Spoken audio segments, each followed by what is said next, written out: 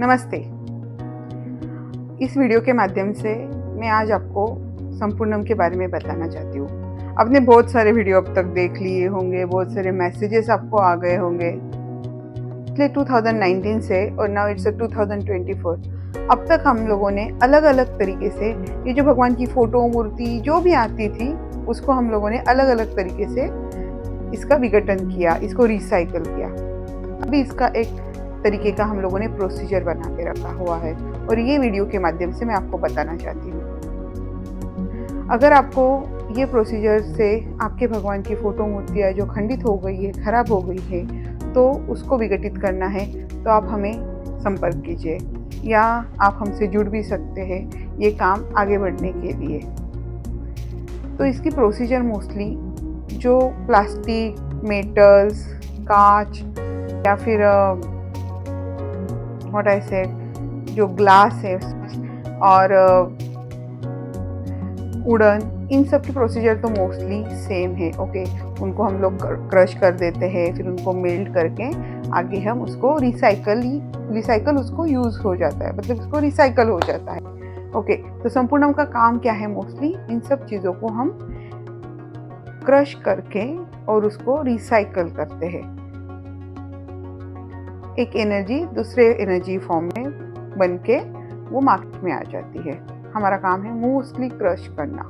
Okay, उसके बाद second, जो पीओपी की मूर्तियाँ रहती है, उसके बाद जो पीओपी की रहती है कुछ एकदम ऐसे स्टोन जैसी मूर्ति रहती है। हमें लगता है कि ये प्लास्टिक से बनी हुई रहती है, बट वो प्लास्टिक से बनी नहीं रहती।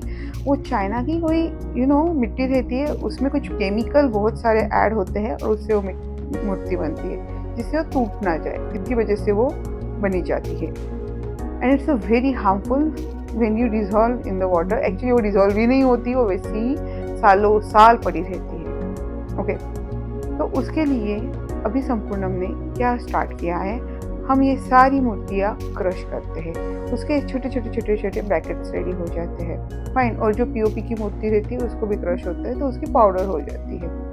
नाउ वी जस्ट सी, जो हम रोड पे जो सम बड़े बड़े जो गड्ढे रहते हैं यार, गवर्नमेंट ने मतलब कॉन्ट्रैक्ट ये गड्ढे बुझा नहीं पा रहे हैं है ना, ऑल दैट चीज़ें अभी वो उनका पार्ट है, उसमें हम लोग नहीं जाएंगे। तो एज एन सोशली जो ये काम कर रहे हैं हम लोग, तो मेरे दिमाग में क्या आया कि हम लोग जो क्रश कर रहे हैं, मूर्ति की जो पाउडर बना रहे हैं, उसमें थोड़ा सा सीमेंट डाल के हम वो गड्ढे बुझा सकते हैं।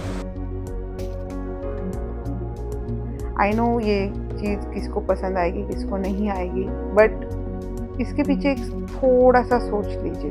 तो उसमें जब गाड़ी हमारी जाती है, हमारा शॉक ऑब्जर्वर ख़राब हो जाता है, हमारी बॉडी, हमारा स्पाइन कॉर्ड ख़राब हो जाता है, तो कितने लोगों का ख़राब होता है। तो एटलीस्ट इस हेल्प से एक तरीके की हेल्प ही है, तो इससे हम सोशली कितने लोगों की लाइफ में एक बदलाव ला सकते हैं।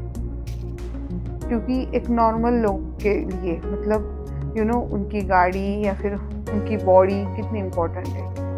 अभी बारिश का सीज़न है, कितनी जगह पे हम ये गड्ढे देख रहे हैं, कितने सारे गड्ढे हैं। तो वो गड्ढे जब अगर हम उसको हम बुझा देते हैं इस तरीके से, तो कितनों की मदद हो सकती है। कितने लोगों का एक्सीडेंट हो जाता है उसके साथ, उस गड्ढे में जाने के बाद कितने लोगों का एक्सीडेंट हो जाता है, कोई गिर जाता है, किसी के हाथ पैर टूट जाते हैं, कोई मर जाता है। 2-3 लोगों को तो मरते हुए देखा है मैंने, और फाइनेंशियल नुकसान होता है वो अलग।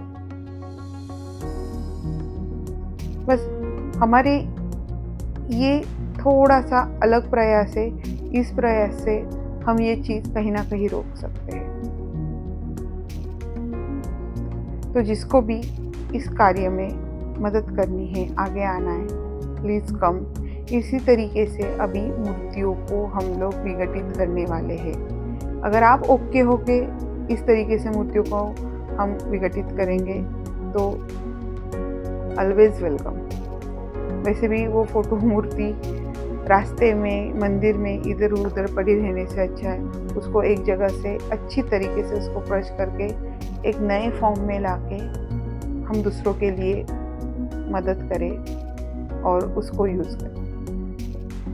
और ये सारी प्रोसीजर के लिए बहुत खर्चा है, क्योंकि आपके पास जो मैसेज आता है उस सोशल मीडिया पर्सन को मुझे देना पड़ता है, बूस्ट होता है उसको मुझे पेमेंट करना पड़ता है, उसके बाद आपको जो कॉल अटेंड करते हैं पर्सन मुझे उनको पेमेंट करना पड़ता है, देन आपके पास जो कुरियर बॉय आता है वो कुरियर बॉय को अलग पेमेंट देना पड़ता है, देन वो जब देवलाली कैंप आता है, नासिक आता है, तो वो जो जगह है उसको मुझे रेंट देना पड़ता है।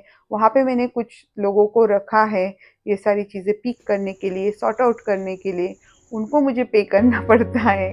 देन वहाँ का लाइट बिल, मशीनरीज का लाइट बिल, उसके बाद जो वर्कर लगेंगे ये सारी चीज़ों में ये सारी चीज़ें करने के लिए वो एक अलग पेमेंट है।